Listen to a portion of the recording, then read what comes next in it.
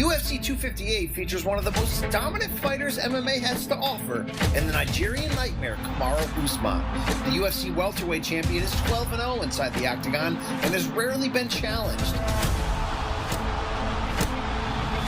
The one time he was truly pushed, Usman finished Colby Covington in round 5 of their epic title bout. And now he faces a very unique challenge in former sparring partner and friend, Gilbert Burns. For Burns, his route has been much different than Usman. He was never thought of as a title challenger until 2020, as his move up to the welterweight division showed what he's truly capable of. And if you think Burns is just happy to be here, no chance. He's coming for that belt. A lot of respect in the generation for Kamaru, but just can't be one champion. And now it's my time, it's my chance. It's going to be a war, it's going to be bloody. I can't wait.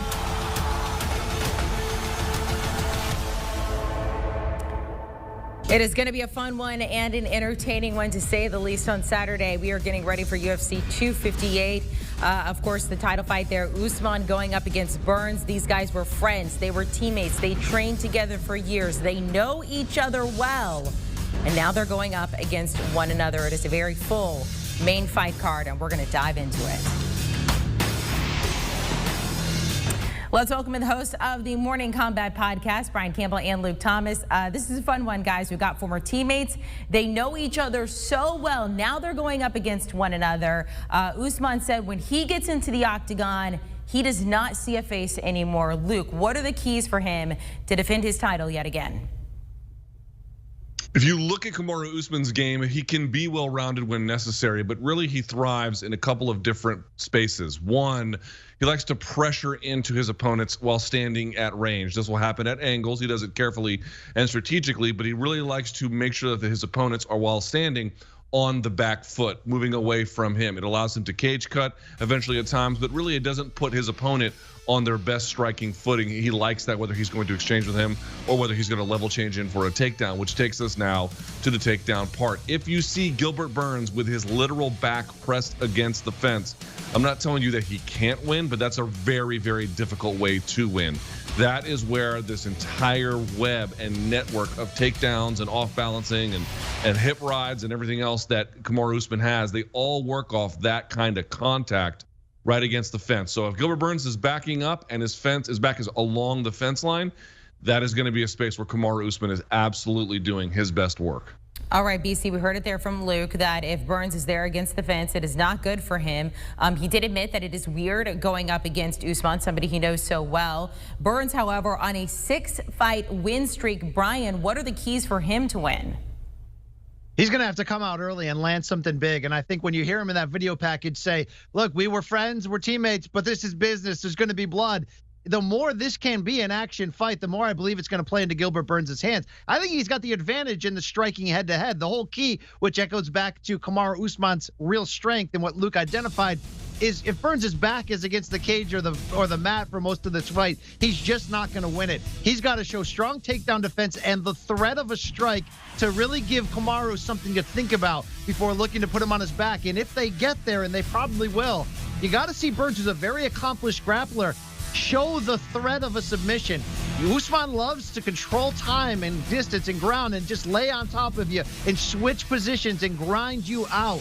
Burns has to keep this on the feet to get the most out of his opportunity here. He's red hot. He's won 4 in a row since moving up to this weight class. He's got to think about not going the 5 rounds, but trying to finish the champ and surprise him. That's where his advantage lies. Luke, if we saw Usman win yet again, we love this speculation. Who could he be fighting next? Who could we see? I mean, potentially Masvidal. Who are you thinking?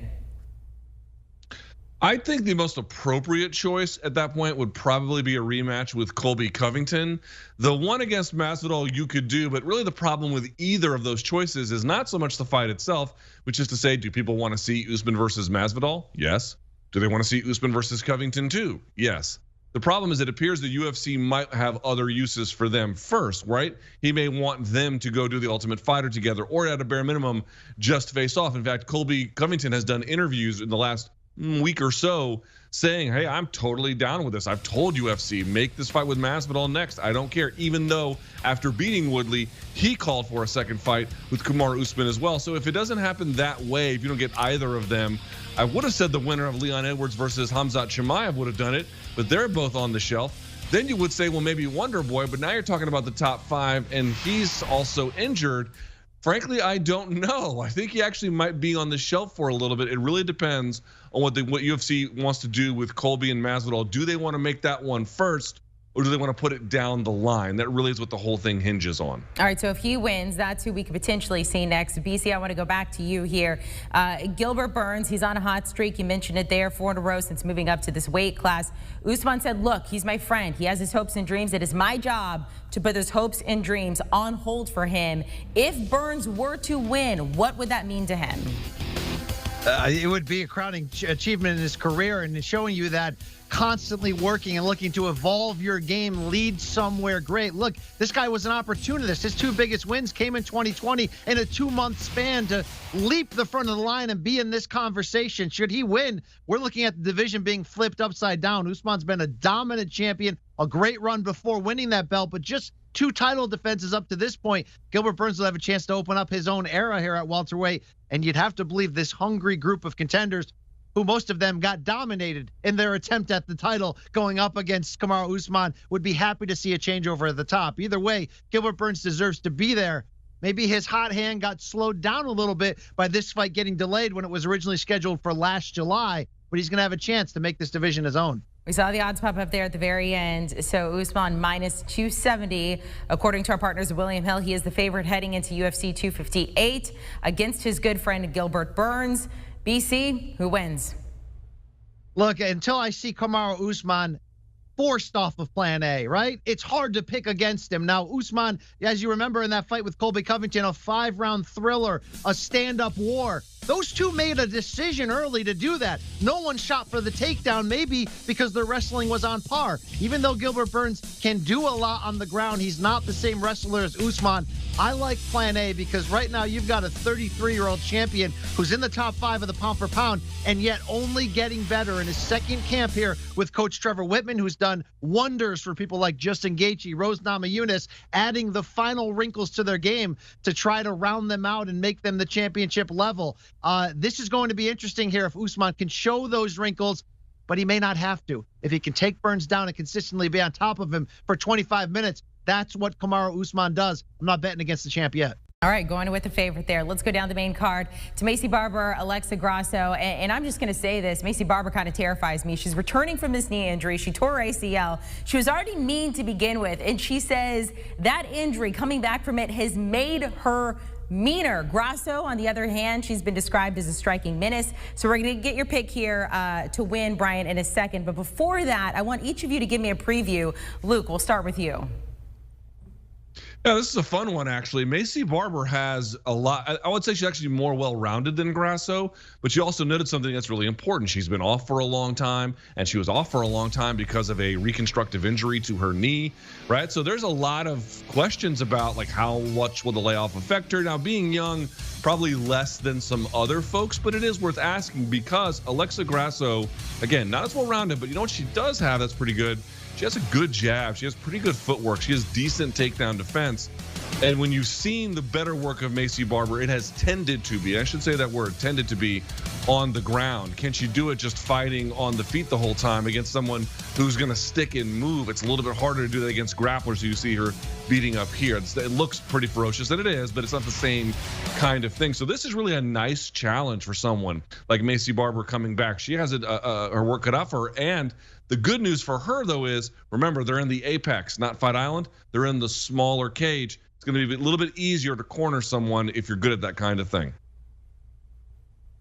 Yeah, I actually think the betting oddsman got this right. This is a tough out for Maycee Barber. All the questions Luke talked about, the ACL surgery, coming off of her first loss. She's not lacking in confidence, though. It's something we know about her. She's very polarizing. She was on Morning Combat this week, and Barber saying, look, I'm going to wrap up Grasso. I'm going to call out Joanne Calderwood, and then I expect to fight for the title. Barber still believes she can break John Jones's record of becoming the youngest champion in UFC history. She's just 22 now. She's got something like 8-9 months to break John Jones's mark. I don't know if she can get there. It's more about Saturday night. I do want to caution Team Barber this. It's one thing to just say, oh, that loss to Roxanne Modafferi in 2020, the big upset, that was due to injury. I think we saw some exposing before that injury. Grasso is the wrong opponent with her ability to box, her toughness to kind of stay in that pocket and push Barber the limit. We know Barber's violent and she can finish, but she's going to have to show more than that here because Grasso's a tough out. All right, BC, Macy Barber, her nickname is the Future. Give me your future pick on this. Who wins? Well, look, the future for Macy Barber, it might not be now, but it's still there. There's so much to like about her, including, first and foremost, her attitude, her confidence, her willingness to go at it. But there's no easy fights. There's no get-wells in the UFC. This is not one of that. I like Alexa Grasso in this. I think she's going to be able to stay in the pocket behind her high guard, be able to defend the strong strikes coming on, and then we're going to see what Barber's made of. Barber showed us toughness after the ACL injury against Modafferi in a fight that she lost, but does she have the same IQ, adjustments, adaptability when her big shots don't land? I like Alexa Grasso here, the very slight favorite. Just a slight favorite, but you are going with both the favorites there with Grasso and Usman. All right, guys, let's go to the prelims. Both of you give me a fight to watch. Luke, we'll start with you. Yeah, towards the bottom of that card, actually. I'm not saying this is the best one outside of the main and co-main. It's just one that caught my attention because it's kind of interesting. Jillian Robertson taking on Miranda Maverick. Miranda Maverick in her first fight in the UFC, by the way, a PhD candidate, if you can believe it, but in her first fight in UFC, struggled just a little bit early, but then made quick adjustments and then completely overtook the fight. Why is that relevant? It's actually harder to do than people realize. That tells you she's coachable, she's smart, she understands how to have different kinds of game plans or different kinds of gears to get to depending on what is happening. And for someone who's that junior in their career to be that far developed with that ability of adaptation, it caught my attention. And they booked her against someone who has better ground skills than her, but maybe is a little bit rougher around the edges overall. A perfect test to see where she goes next. Fun fight for the flyweight division. And I want to see exactly how good Maverick ends up being at making further adaptations. Fun so far, but this is a tough one on Saturday. Yeah, good call, Luke. I've got my eyes on the undercard for a potential fight of the night in the welterweight division when Belle Mohamed takes on Diego Lima. And look, both of these guys, there's a class structure in the UFC rankings. Both of these guys have been more toward the middle and the back, but both have recovered from defeats, each on a 3-fight losing skid. We know they both like to push the pace heavy. Diego Lima, of course, the brother of Bellator welterweight champion Douglas Lima. Expect this one to be action and fun, and expect the winner to really make that move closer to the top 10 in the middle there to start getting the big names with a 4th straight win.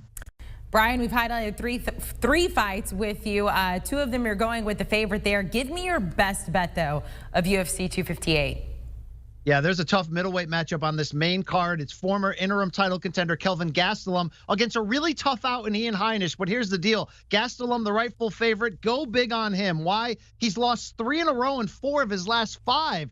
Yet he's still just 29 years old. And one thing about Kelvin Gastelum, he always fights the best. He's had losses. He can be inconsistent at times.